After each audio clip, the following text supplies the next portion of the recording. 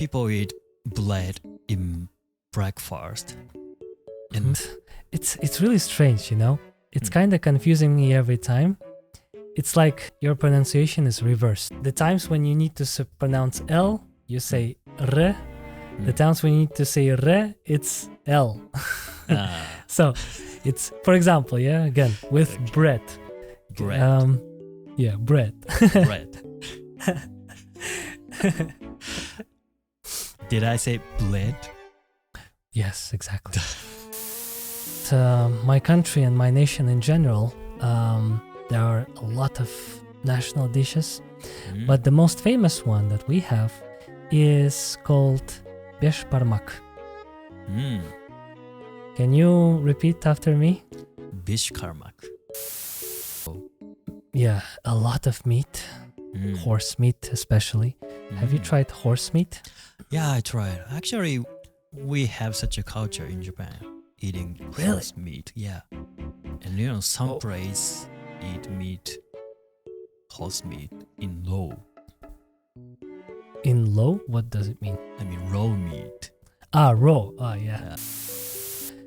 But the question I have is, like, there are almost no horses in Japan historically, or am I mistaken? You're right.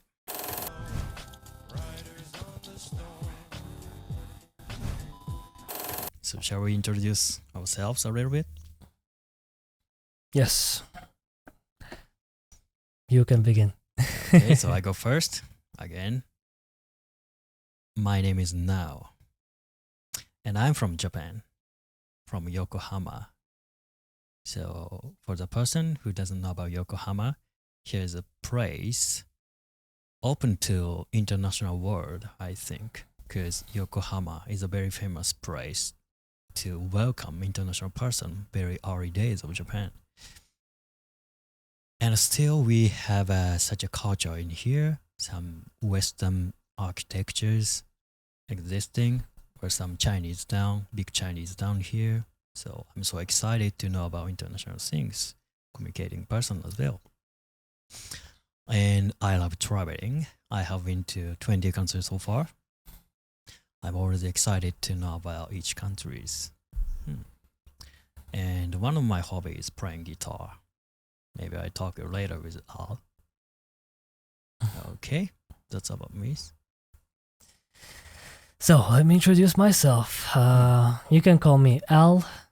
And you know, the first time when we met and I told you my name, I saw your reaction like, what? How am I going to pronounce that? We don't know the sound L in Japan. So, but yeah. Yeah, actually, I'm sorry, but I feel awkward when I call Al. Al. Am I right? Like that? Oh, you're completely fine. You nail it every time. So, and I'm from Kazakhstan and live in the town called Karaganda. It's a relatively medium city, I would say. Maybe 800,000 people live here. But I love that this city is quiet. It's very relaxing. And it fits my spirit very well. I don't like cities where, you know, everything is so fast-paced and you have to catch up with everybody in order to survive. Here, everybody is not hurrying anywhere. And yeah, that's the best way I can describe this city. And by the way, Karaganda, for those who are hearing about this place for the first time, is actually a very rich city with coal. There are a lot of coal mines, and during Soviet Union, it used to be a place, one of the main places for Soviet Union to mine coal. So, like, imagine the Soviet Union was a pretty large empire, and Karaganda was one of the major cities which was supplying coal to Soviet, every part of the Soviet Union. So, right now, coal mines still exist and they work. Not all of them, of course, but still people can find job as a miner here. And what else? Yeah, Karaganda for people in post-Soviet countries is known specifically for coal and for miners, not minors, miners. So, yep.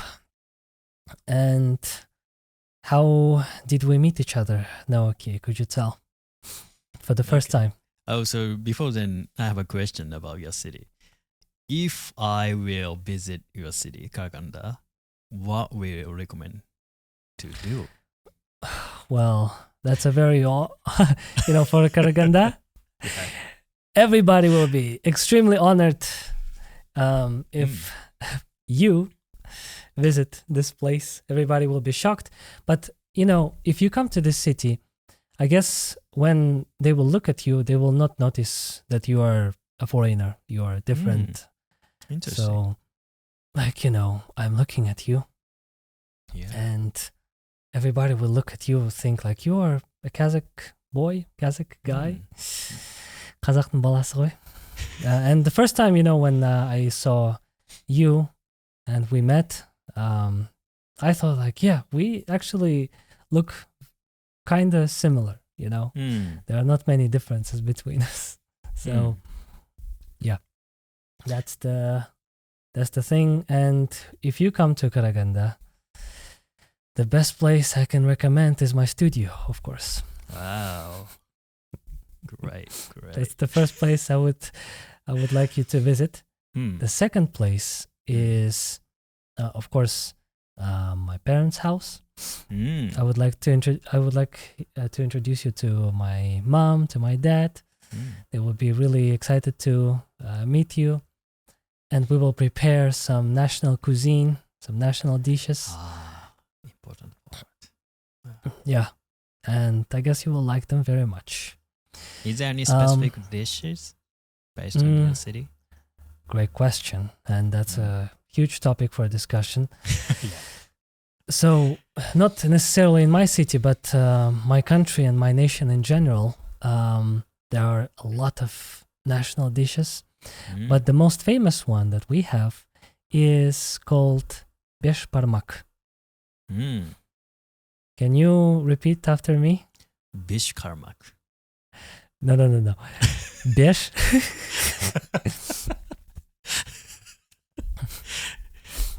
Go ahead. Besh. Besh. Yes. Beshbarmak.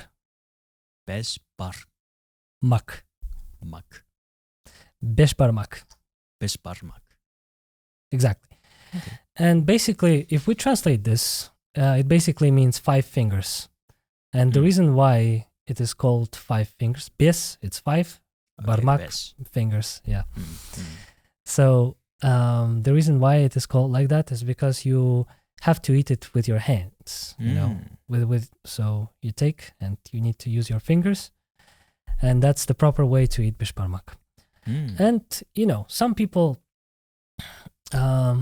still use maybe fork to eat Beshbarmak, but that's not the proper way. And yeah, basically it's a lot of dough. Dough. Yeah, a lot of meat, horse meat especially. Have you tried horse meat? Yeah, I tried. Actually, we have such a culture in Japan, eating horse meat. Yeah. And some place eat horse meat in raw. In low? What does it mean? I mean raw meat.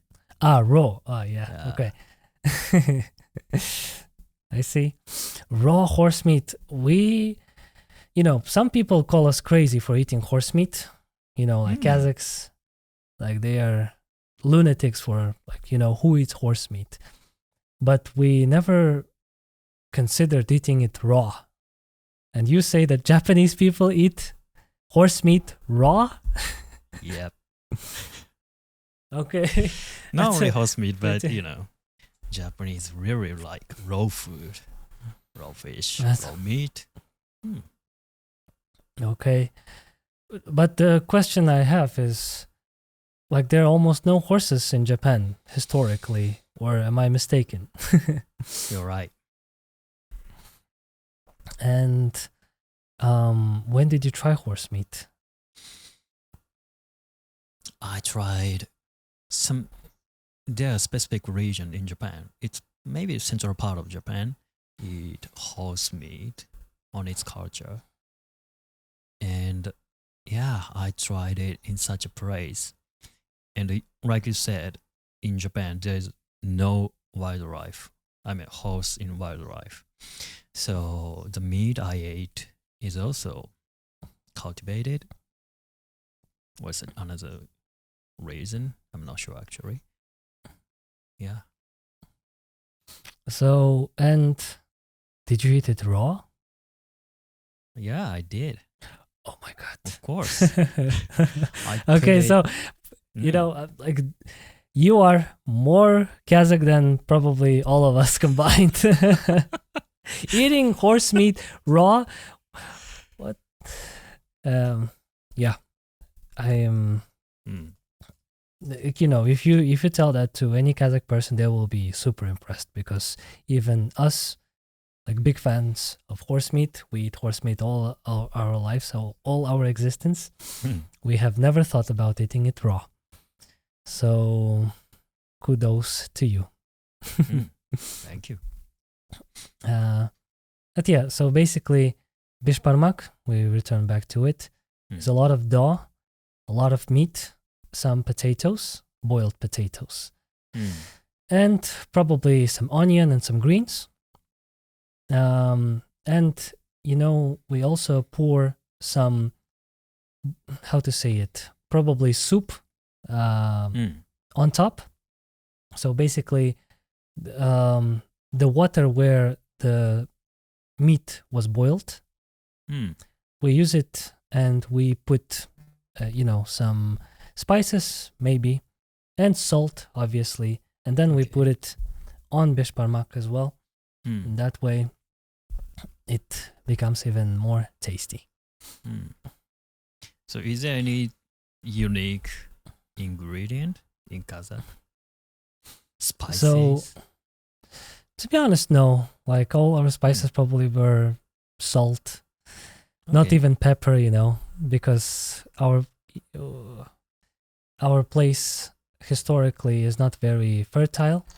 You know, not many places are fertile. There are some, Mm. but like, not many plants grow here, as far as I'm concerned. Maybe in the area where the mountains are located, yes.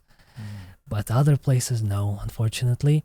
Like, we have big chunks of fields, you know, we call it steppes.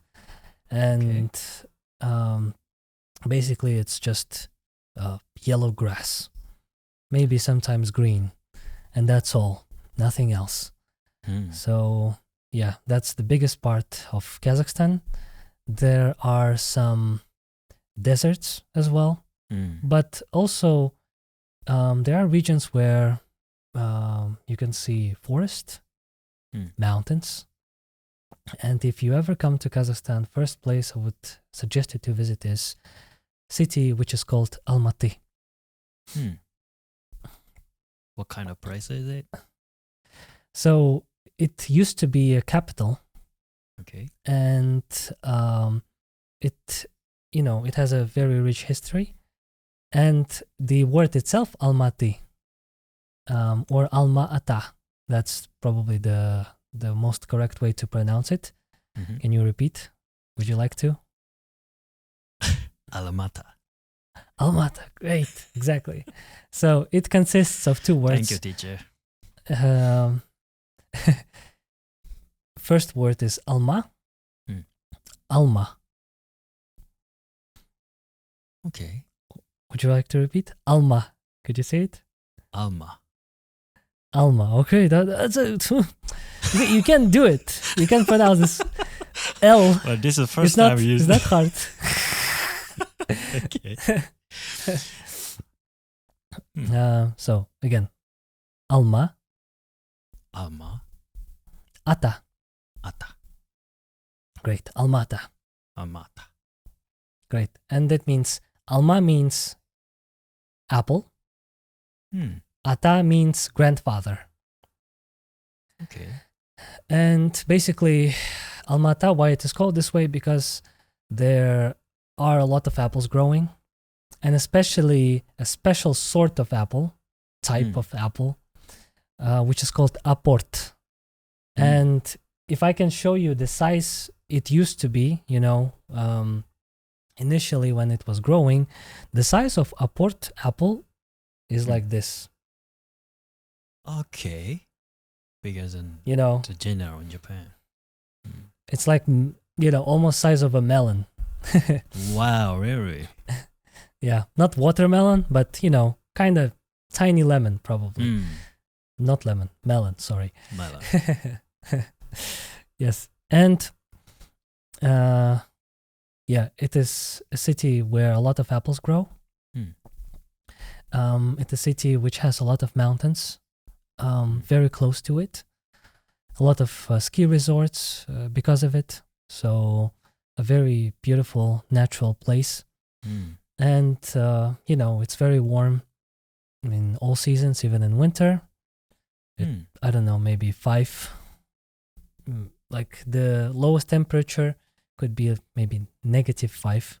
While the city where I live, Karaganda can go up to -30. Wow. So How today, for example... How far from Karaganda? Well, probably more than 1,000 kilometers. Maybe 1,500. 1,000. Okay. Maybe 1,500, but I could be mistaken. So the safest bet that I could make is more than 1,000. And for example, right now, the weather in Karaganda is -21. Really? What's the weather on your site? Maybe it's not negative right now. Let me check. It's 5 degrees. 5. Wow, okay. Lucky bastard. Sorry. But I have a sense about how the negative temperature works because I lived in central part of Japan. It's called Nagano Prefecture, and the place is very famous for cold temperature inside Japan. And the lowest temperature I experienced was -15. -15. Okay, so for us, it's a daily walk.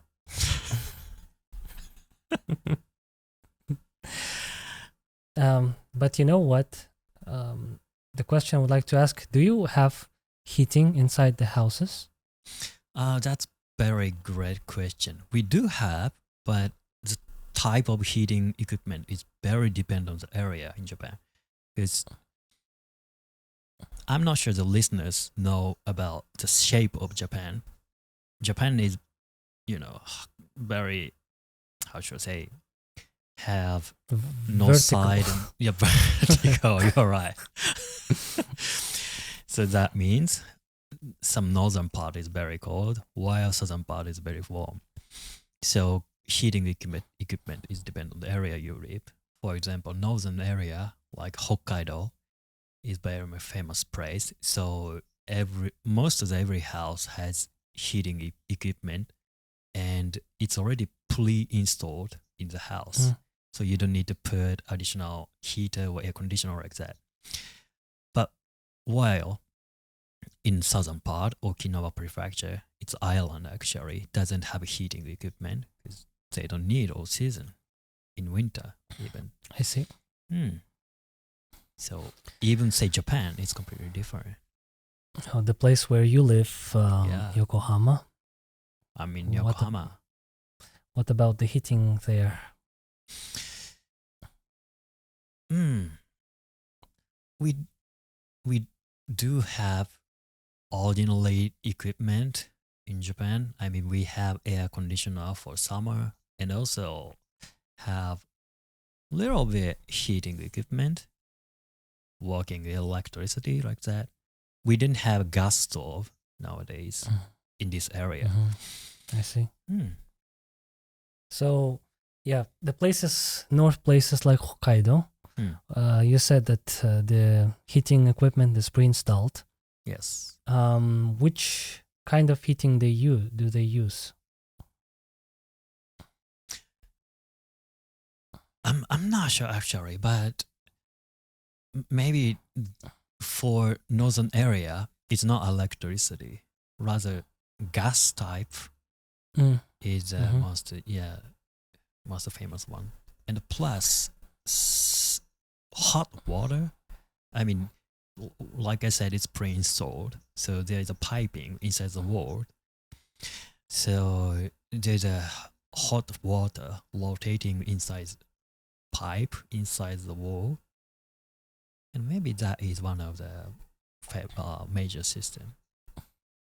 Okay, so the reason why I asked, I assumed that it would be maybe gas, most likely. Here and probably in all post-Soviet countries, the heating system is actually hot water, and really? almost every house has a thing called radiator. I don't know if you have ever seen this type of thing. So basically, like inside the radiator, there's hot water, which then heats the whole room, and it is regulated. Regulated. Wow. Yeah. So and it is provided by the government, and every month you have to pay for basically for the heating. Okay. Is there anything like this that you have seen in your life? Yes, I've seen it in some ski resort. Or maybe this type is popular in northern area in Japan. Okay, so those things are called radiators, if I'm not mistaken. I could be. Okay. And basically they are filled with hot water, and hot water provides heating.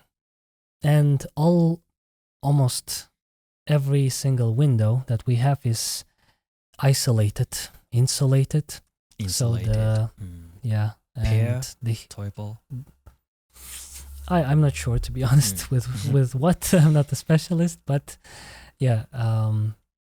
very rarely we see that the window is not isolated or insulated and that cold gets inside. No.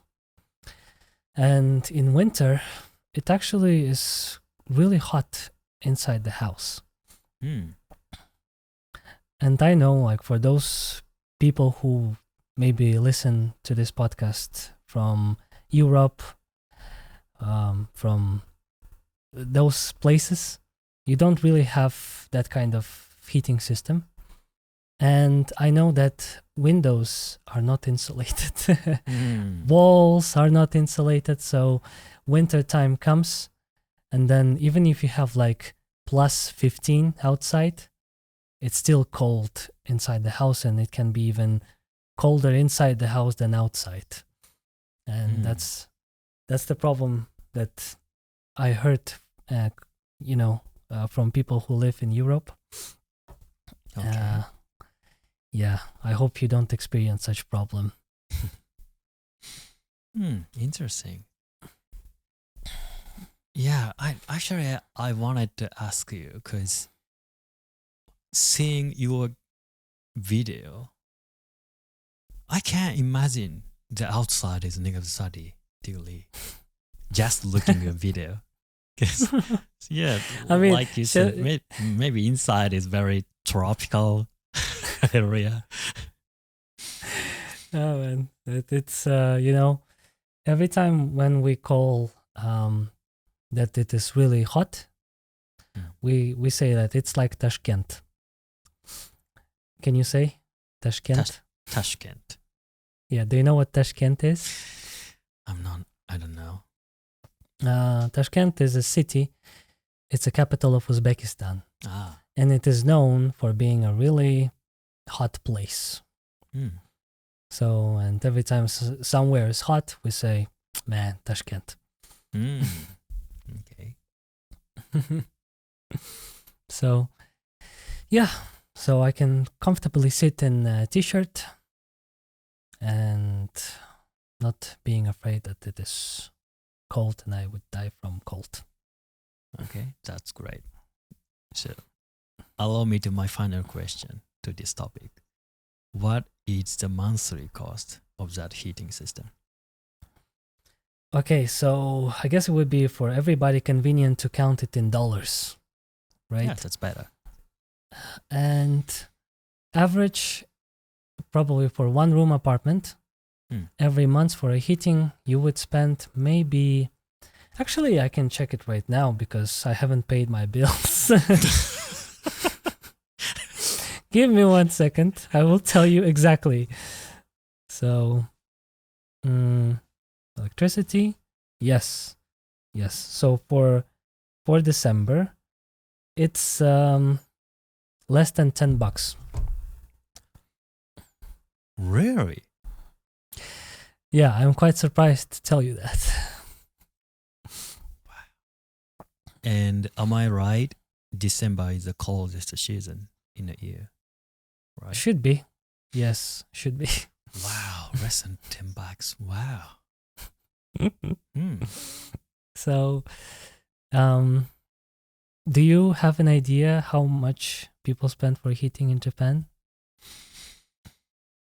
Okay, it depends, but maybe 50 or $60 for 2 or 3 rooms. But yeah, I have to put the remark one more time. It's for one room apartment would be $10, maybe a little bit more. And for 2-3 room apartment, it would be probably twice higher. Okay.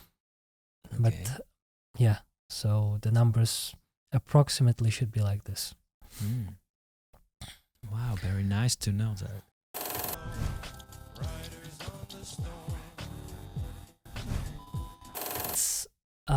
Let's talk about general goods and groceries and how do they compare to each other.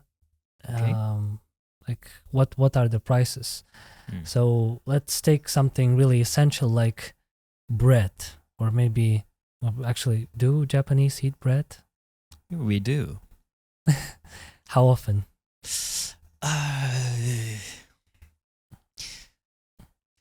People eat bread in breakfast, and maybe, I'm not sure, but maybe 60 or 70% of Japanese eat every day for breakfast.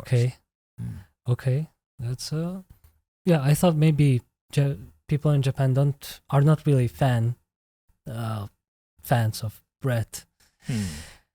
Yeah, and it's really strange, you know. It's kind of confusing me every time. It's like your pronunciation is reversed. The times when you need to pronounce L, you say R. The times when you need to say R, it's L. So it's, for example, yeah, again, with bread. Bread. Yeah, bread. Bread. Did I say bread? Yes, exactly. Wow, that's a mess. That's not the best, man. It's just that, you know, it's, again, I am not making fun of, maybe I do make a little fun of your pronunciation, and probably a lot of people in Japan speak like this, but it's not in a mocking way. I find Japanese accent very unique, and that's what makes it beautiful. Thank you. And yeah, that sets you aside from every other nationality. Every time a Japanese person speaks English, we know that's a Japanese speaking English. And it's not, you know, sometimes it can be kind of confusing. Like, for example, when you say, I played with my kids, you say, I prayed with my kids. And I imagine you pray with them. And I say, wow, that's a person of God. Yeah. Mashallah. And then, other times, maybe there are some other situations as well. But in general, everything is understandable, and there is nothing wrong with, the way you speak.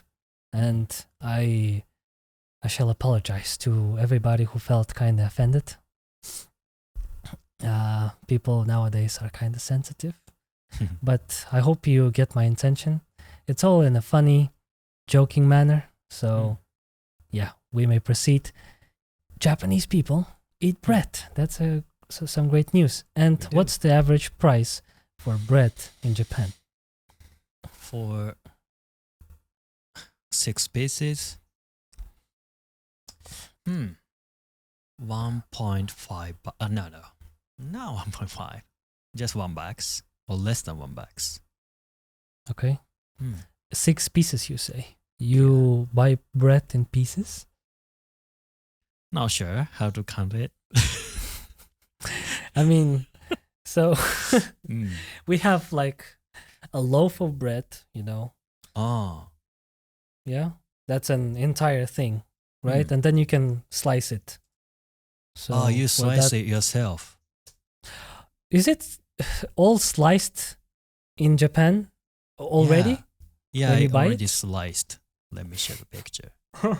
Maybe you can't find the low bread. I mean, in the supermarket, in the grocery store here. Okay, I sent picture.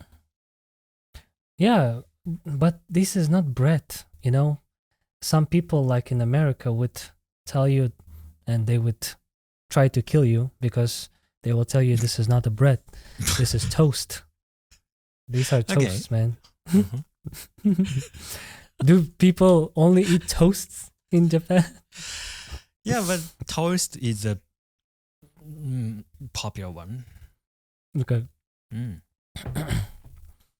So, but you cannot find a solid loaf of bread, not sliced, in Japan?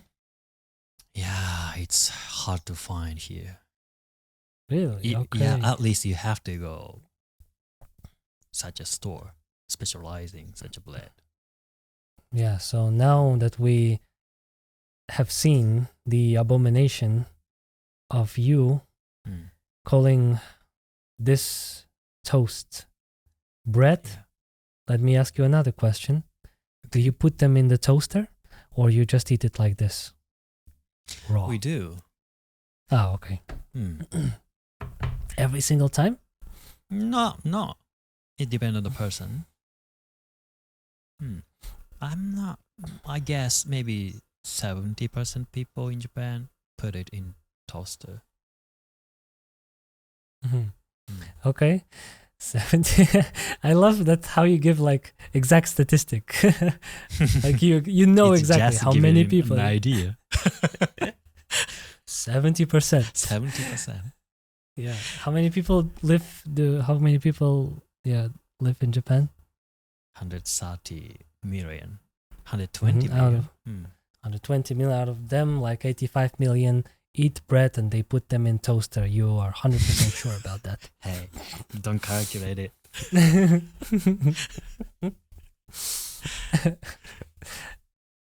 So, anyway, it's less than $1, you say.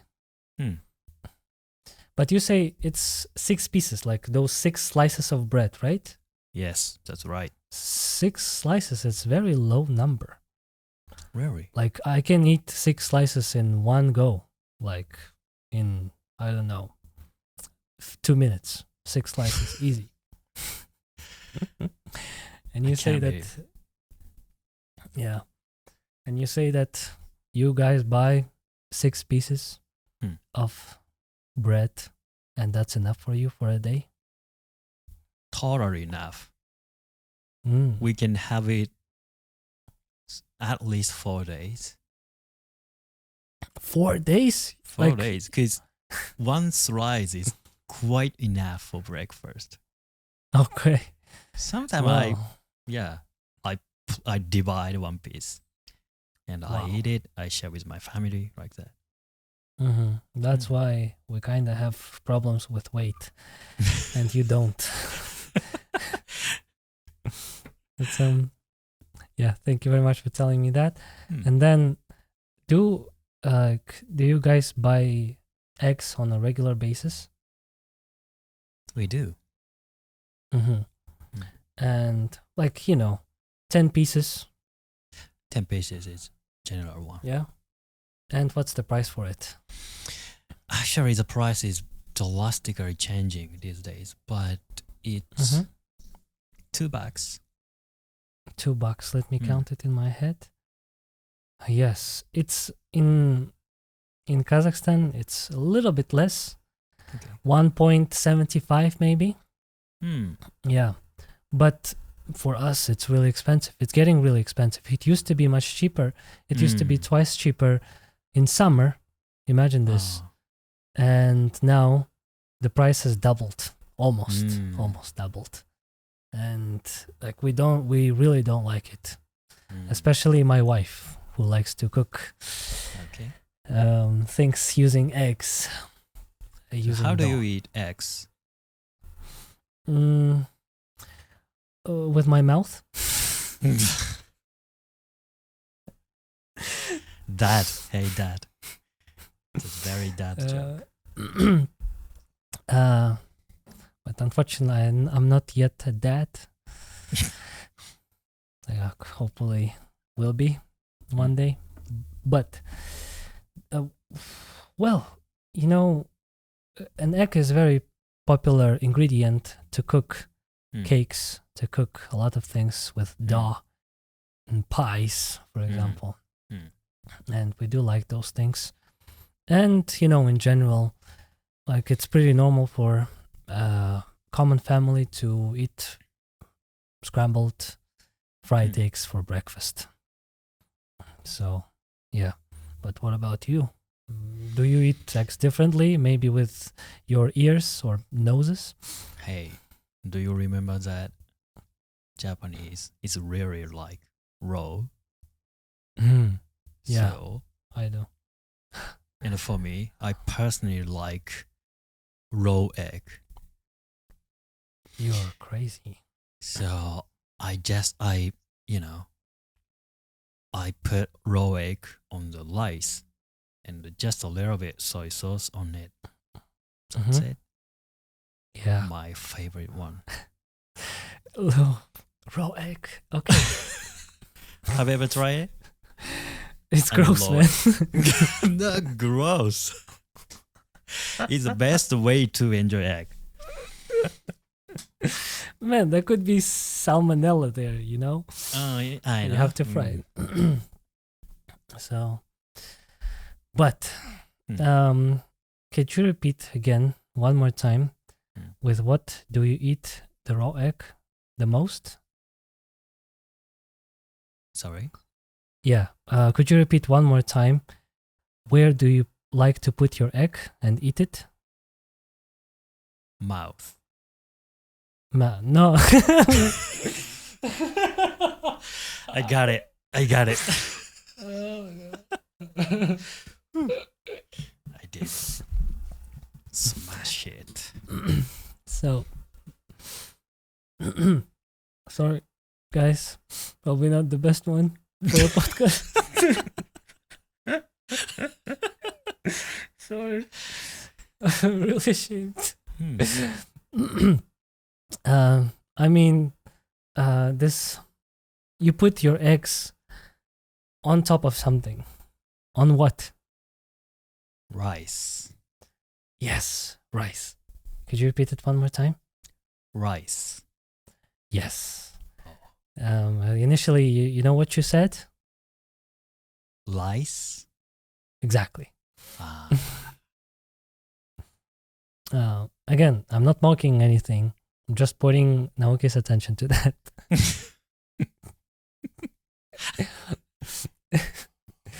And we can wait for yeah, I just imagined, like we have creatures which are called lices. Yeah, I know. Yeah, and then I imagined, you put egg on lice. like this poor creature which drinks blood from your head. And that is a very funny image. Yeah, I still remember in English class in junior high school, teacher taught me exactly like that. Rice and the lice is completely different. That lice is not a good meaning. So you have to care about it. Have you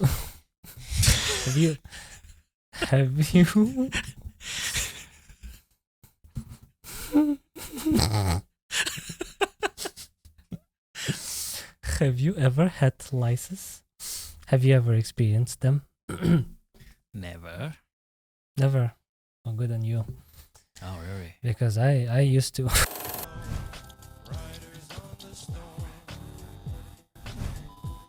If we talk about hair, what shampoo do you use? And that's a very strange question to ask from a man. I use very popular one in the shampoo. That ingredient, I'm not sure how to say, but it's silicone shampoo. I mean the shampoo including silicone especially. That is good for women and men, of course, and a good flavor. That's a general one. Yeah, I use. So what's the name of this shampoo? Just for clarification, like everybody should know, because you have such gorgeous hair. Hey, stop it! I'm now using Tsubaki. Okay, Tsubaki. Tsubaki. it kind of sounds like sabaki in my language. What does it mean? Yeah, sabaki means dogs. Wow. So can you guess what does Tsubaki mean in Japanese? Okay, give me some hint. Is it something alive or non-alive? Both. What? I mean, is it male or female? Both. I say it's plant. Plant. Okay. Tsubaki. Yeah. Right. Is it a common plant? At least in Japan, but I'm not sure. In the global. At least in Japan. I actually, to be honest, I have been learning this language for over 10 years. And I am very bad at naming plants and trees and other things, to be honest. But let me guess, is it oak? Nope. So this is a final hint. I sent a picture to you. Check it. Okay. Let me check it. Is that okay? To not be, it looks like a rose to me. What's that? It's red. It has red. The answer is camellia. Oh, okay. Girls, don't be angry. Boys don't know the names of the plants and flowers. Camellia. Okay. Tsubaki. And sabaki is... You remember the meaning? Dog. Dogs. Yeah, it's plural. One dog would be sabaka. Okay. And actually, an interesting fact for those who didn't know. Have you watched Star Wars? No. You haven't watched Star Wars? Maybe no. What's that? Star Wars.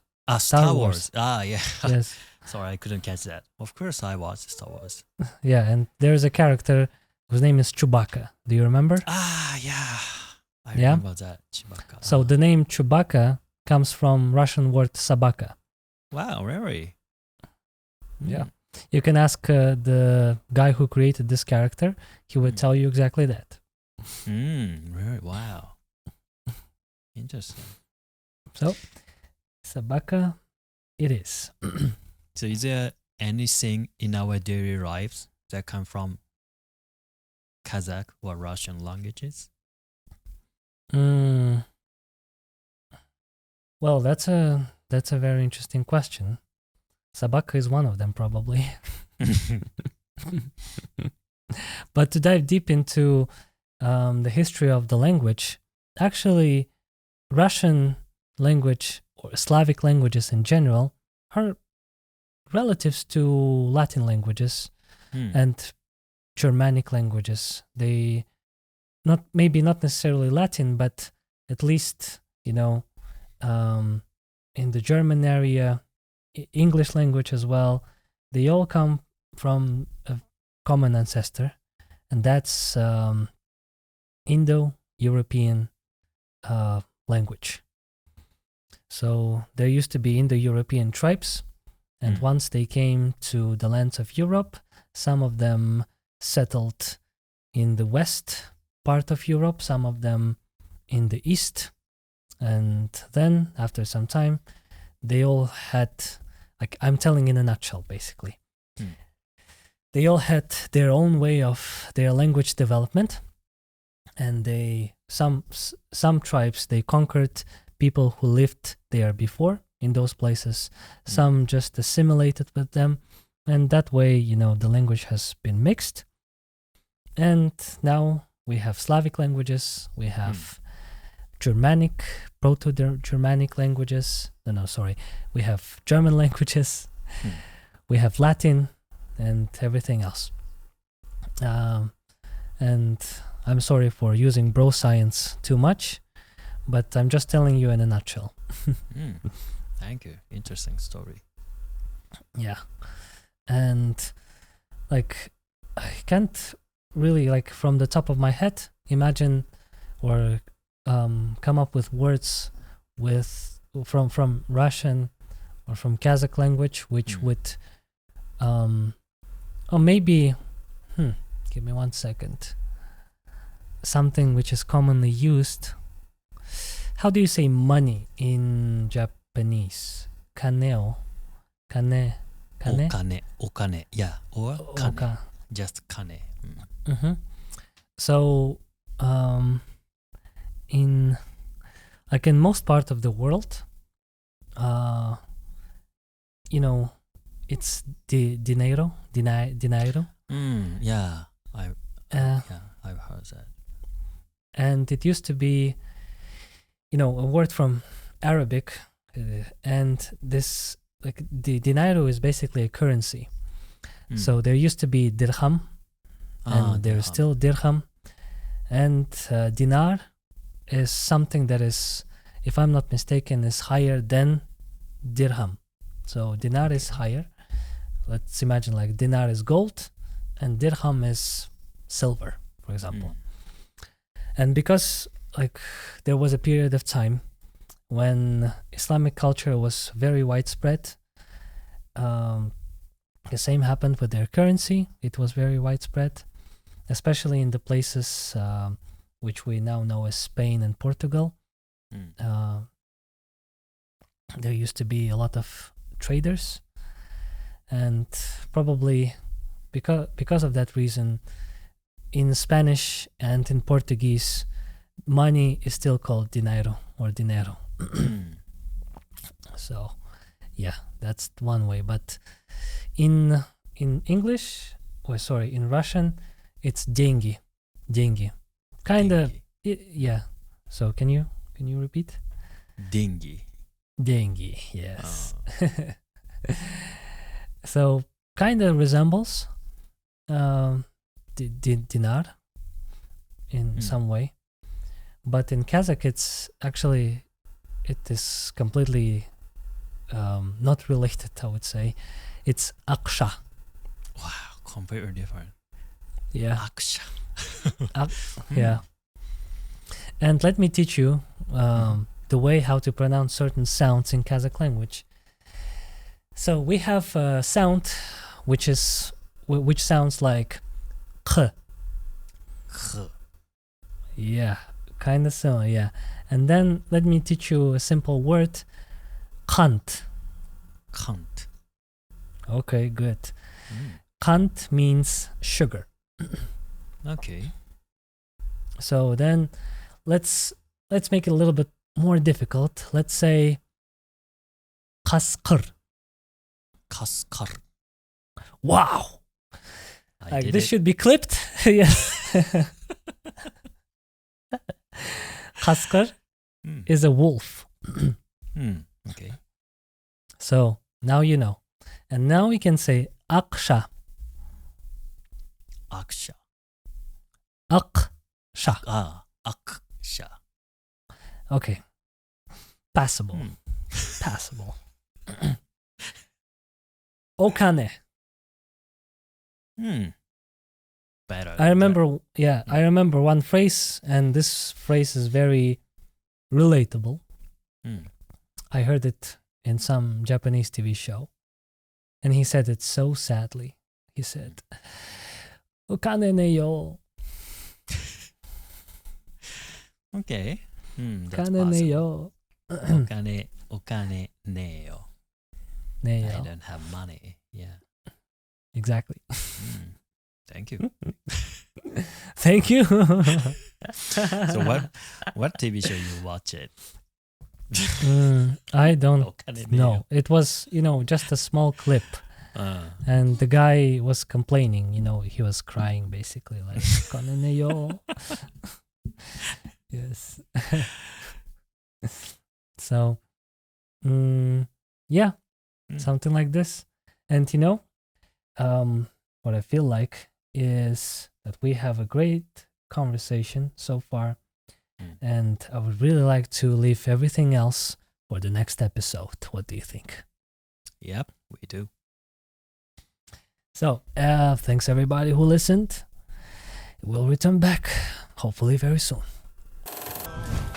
Riders on the storm.